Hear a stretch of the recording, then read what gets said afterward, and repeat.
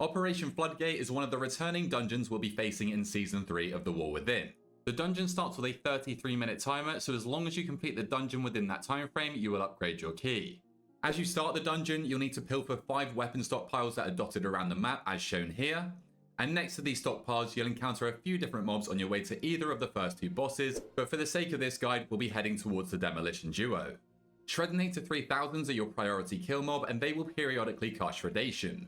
This spawns a whirling saw under each player that you must all immediately move out from, because if you don't, you'll quickly die. They will also target the tank with a frontal flamethrower and then proceed to spin while channeling, so all players will need to dodge these frontal flames. These mobs cause a lot of area denial, so keep on your toes.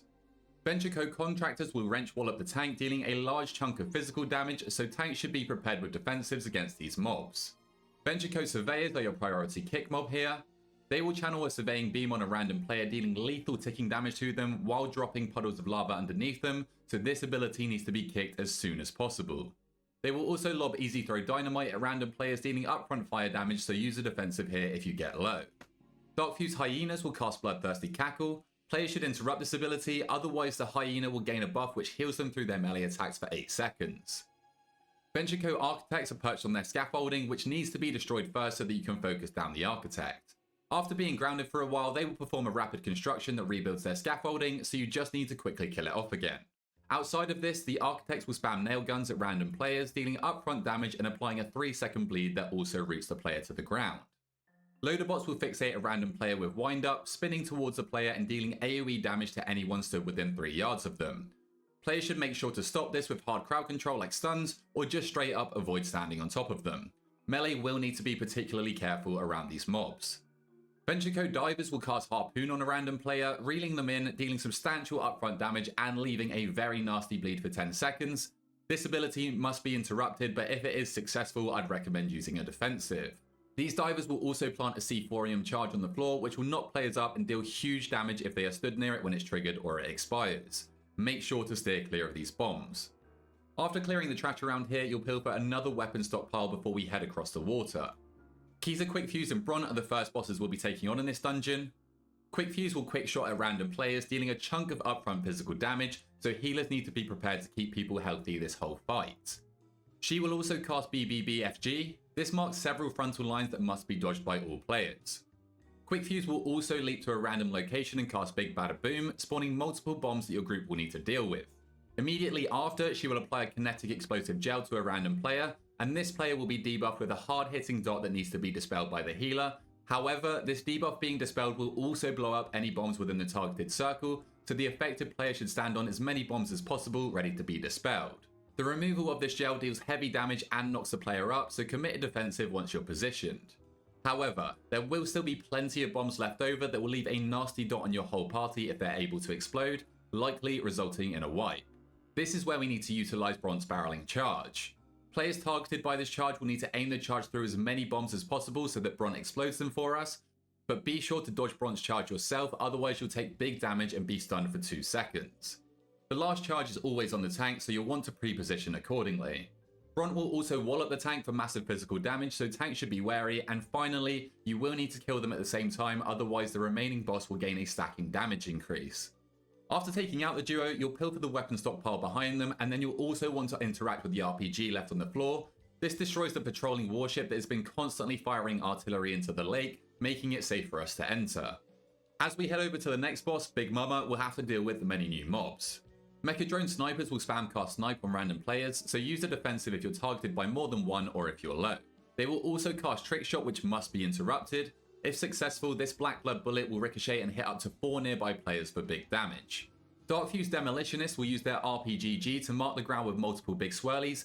Simply avoid these, and you can repeatedly delay their reload with stops if you do want to avoid more RPGGs, though they're really not too big of an issue. Darkfuse inspectors will shift behind a random player with a frontal surprise inspection. This simply needs to be dodged, but it can also be stopped with stuns or disorients. Now we're ready to encounter our second boss, Big Mama. This boss starts with 4 mecha drone ants that need to be killed off as soon as possible. They will shoot random players for moderate damage, and they will also dash through a player's location with Doomstorm, so simply dodge this frontal. Most importantly though, they will channel a maximum distortion that must be interrupted immediately, as this deals massive sonic damage to the group every 2 seconds, while also pushing all players back. If these ads live for too long, the boss will cast a killer block barrier, reducing the boss's damage taken by 80%, while also pulsing lethal party-wide damage, so you need to focus them down. If this barrier does go up before the ads die, you'll want to commit defensives here. During this first phase, the boss will also target a random player with Sonic Boom, blasting a frontal at the player after a few seconds that damages and silences anyone struck, as well as dragging them with the pulse. The rest of your group should stay well away from the targeted player to avoid unnecessary damage, while the targeted player should run away from the boss to make sidestepping the frontal easier. Committing some form of mobility to this mechanic will make this mechanic much more trivial. Once the ads are dealt with, the boss will enter a jumpstart phase, increasing its damage taken by 200% for 12 seconds, so here is where your group should pop their offensive cooldowns and Bloodlust if available. You'll also need to pop your defensive cooldowns, as Big Mama jolts your whole group with nature damage every 1.5 seconds in this phase. Coming out of this phase, the boss will spawn 4 more mecha drones that again you need to kill off, as well as dropping a pool of electrified ground directly under her, so tanks will need to quickly reposition the boss. Tanks will also need to deal with her Electro Crush Tank Buster throughout the fight. This inflicts massive nature damage and applies a nature dot that you'll want to mitigate. After taking out Big Mama, there's a weapon stockpile nearby that we need to pilfer, before we then head up these stairs to pilfer the last stockpile, which is surrounded by mobs that we've already faced, as well as one Dark Fuse Blood Warper that is your priority kill mob. They will spam Blood Blast on the tank for huge shadow damage, so this ability must be kicked where possible, but they will also channel an AoE Warp Blood on the group.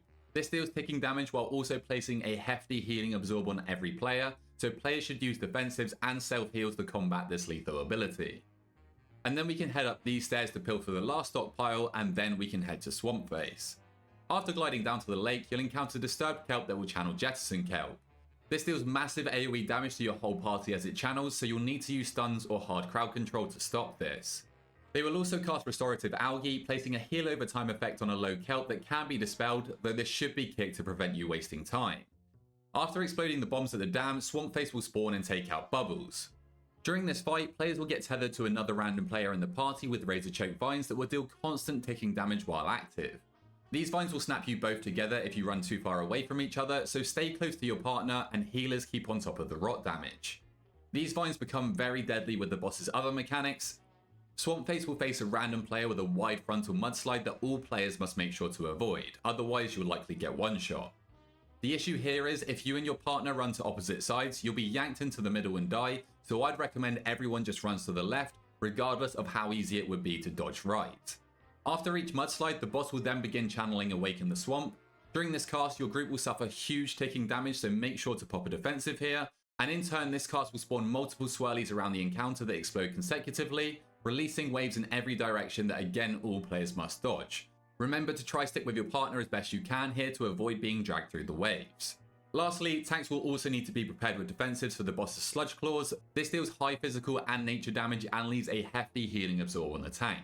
After defeating Swampface, we'll drop down through the sewer system as we make our way to the last boss. Here we'll encounter a few new mobs. We'll find electricians that will spam cast Lightning Bolt on random players. This ability must be kicked as it deals a lethal amount of damage, so try and avoid any of these going off. They will also debuff random players with Overcharge, dealing heavy ticking damage for 12 seconds and stunning the player for 5 seconds if it's not dispelled. Healers must keep on top of dispelling this dot, especially if more than one electrician is present. This can get especially scary if pulled with a jump starter, as these mobs frequently spawn multiple electric swirlies that players must make sure to avoid, which won't happen if you're stunned. They will also frequently deal heavy party-wide nature damage that healers need to keep on top of, but DPS should also use personals here, especially when taking on 2 of these at the end. The jump starters will also spark slam the tank for high nature damage, so prepare defensives if needed. Finally, we can take on the last boss of the dungeon, Geezle Gigazap. The boss will start the fight with Turbocharge, dealing periodic AoE damage to the group while firing out multiple frontal lines that must be dodged. You may need to commit a defensive during this cast. Periodically, the boss will spawn swirlies all over the room that need to be dodged, and the blue ones will leave behind a puddle of water. These puddles are very important for later, so we'll need to avoid hitting them with the boss's Gigazap mechanic. Here, Geezle will target 2 players with a hard-hitting zap that also leaves a nasty dot. If you're targeted, make sure to commit a defensive, and also avoid placing your swirly on top of puddles of water. If they do come into contact with the puddle, it will turn the puddle electric, which will damage players that walk through it, but it will also prevent you from dragging the leaping sparks through it. These leaping sparks will be spawned by Geezle throughout the fight and fixate players until it catches and stuns them. However, players will want to use the puddles of water to intercept these sparks, and in turn it will turn the puddle electric, stopping the fixate. Finally, tanks will need to use a defensive for the boss's Thunder Punch. This deals tremendous physical damage and leaves a 4-second heavy nature dot, while also knocking the tank back, so be sure to avoid getting flung into an electric puddle or off the edge. But that's it for this boss, and that wraps up Operation Floodgate for Mythic Plus in Season 3. If you're interested in my nameplates, they are from my free Play to profile, which can be found inside my Discord. The link will be in the description. And if this guide did help you or a friend out, then please feel free to drop a like down below, subscribe to your boy, and until next time, I'll catch you guys later.